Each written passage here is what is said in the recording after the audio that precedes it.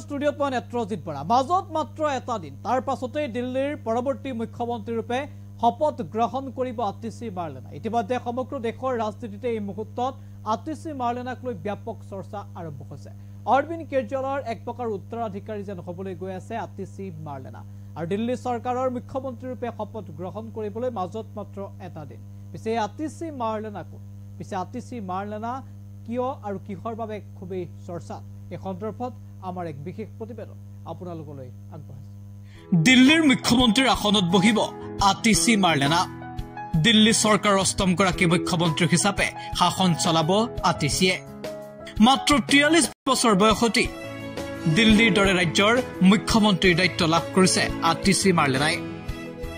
প্ৰথমবাৰলৈ বিধায়ক হিচাপে নিৰ্বাচিত হৈ প্ৰথমে মন্ত্ৰী আৰু তাৰ পাছত মুখ্যমন্ত্ৰী হোৱাৰ সুযোগ লাভ কৰিছে আতিশীয়ে 8 জুন 1981 চনত দিল্লীত জন্ম হৈছিল আতিশী মাৰ্লেনাৰ দিল্লীতে প্ৰাথমিক শিক্ষা আৰম্ভ কৰিছিল মাৰ্লেনাই পৰৱৰ্তী সময়ত দিল্লী বিশ্ববিদ্যালয়ৰ সেন্ট ষ্টিফেন্স কলেজৰ পৰা স্নাতক ডিগ্ৰী লাভ কৰিছিল আতিশীয়ে পৰৱৰ্তী সময়ত বিশ্বৰ আখাৰী বিশ্ববিদ্যালয় অক্সফোৰ্ড বিশ্ববিদ্যালয়ৰ পৰা স্নাতকোত্তৰ ডিগ্ৰী সম্পূৰ্ণ কৰে পৰৱৰ্তী সময়ত ৰাজনৈতিক জীৱনৰ পাতনি মেলে এইগৰাকী নেত্ৰীয়ে ৰাজনৈতিক জীৱনৰ অংশ হিচাপে আম আদমি পাৰ্টিত যোগদান কৰে আতিশী মাৰ্লেনাই আম আদমি পাৰ্টিত যোগদান কৰি বিধায়ক হিচাপে তেওঁ দিল্লী বিধানসভালৈ নিৰ্বাচিত হয় 2020 চনত পৰৱৰ্তী সময়ত দিল্লী চৰকাৰৰ শিক্ষা সাংস্কৃতিক পিডব্লিউকে ধৰি কেইবাটাও গুৰুত্বপূৰ্ণ বিভাগৰ মন্ত্ৰী হিচাপে তেওঁ কাৰ্যভাৰ গ্ৰহণ কৰে 2023 চনত মন্ত্ৰী হিচাপে কাৰ্যভাৰ গ্ৰহণ কৰাৰ পাছতে সমগ্ৰ দেশজুৰি বিশেষভাৱে সমাদৰ লাভ কৰে আম আদমি পাৰ্টিৰ নেত্ৰী আতিশীয়ে আপৰ এগৰাকী শক্তিশালী ৰাজনৈতিক নেতৃলৈ মাত্ৰ কম দিনৰ ভিতৰতে উত্থান হয় আতিশী মাৰ্লেনাৰ নিজকে আম আদমি পাৰ্টিৰ শক্তিশালী নেতা আৰু দেশৰে এগৰাকী আগশাৰী ৰাজনৈতিক নেতা হিচাপে প্ৰতিষ্ঠা কৰিবলৈ সক্ষম হয় আতিশী মাৰ্লেনাই আতিশী মাৰ্লেনাৰ ভাষণে মুগ্ধ কৰে দেশৰ লাখ লাখ জনতাক দুৰ্নীতিৰ বিৰুদ্ধে শূন্য সহনশীল নীতি গ্ৰহণ কৰা অৰবিন্দ কেজৰিৱাল নেতৃত্বাধীন আম আদমি পাৰ্টি চৰকাৰৰ হৈ নৰেন্দ্ৰ মোদী আৰু বিজেপিক খুৰঠাৰ সমালোচনা কৰিও দেশজুৰি বিশেষভাৱে চৰ্চা লাভ কৰিবলৈ সক্ষম হৈছিল আতিশীয়ে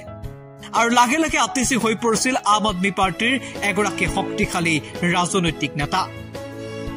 দিল্লী চৰকাৰৰ শিক্ষামন্ত্ৰী হিচাপে দায়িত্বভাৰ গ্ৰহণ কৰি শিক্ষাৰ ক্ষেত্ৰত কেতবোৰ আমূল পৰিৱৰ্তন সাধন কৰিবলৈ আতিশী মাৰ্লেনাই চেষ্টা অব্যাহত ৰাখিছিল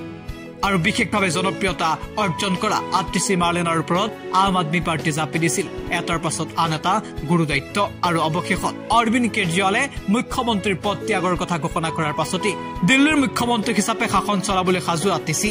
আৰু অহা 21 ছেপ্টেম্বৰত শপত গ্ৰহণ কৰিব আতিশী মাৰ্লেনাই নিউজ ডেস্ক এনি টক্স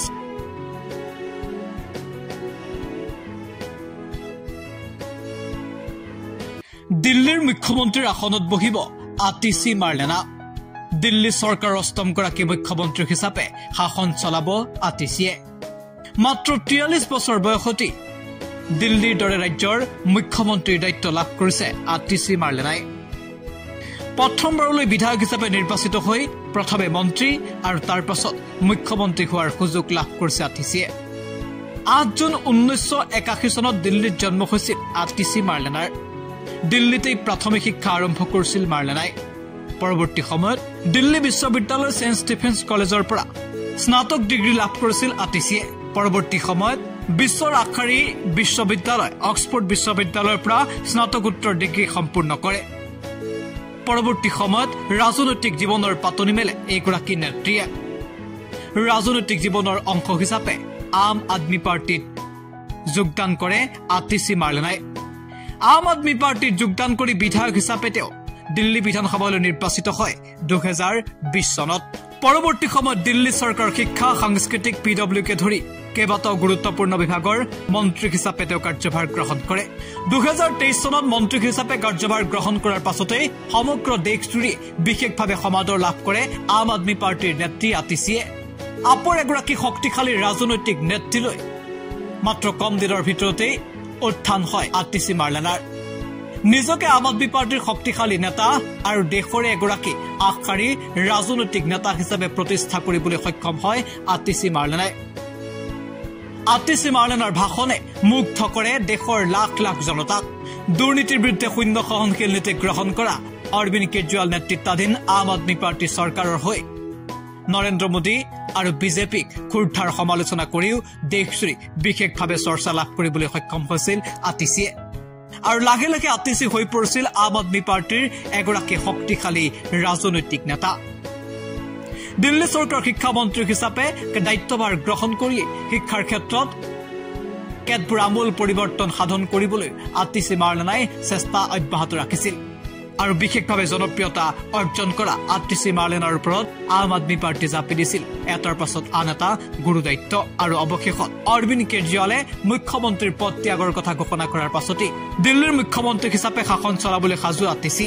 আৰু অহা 21 ছেপ্টেম্বৰত শপত গ্ৰহণ কৰিব আতিশী মাৰ্লেনাই। নিউজ ডেস্ক, এনি টক্স।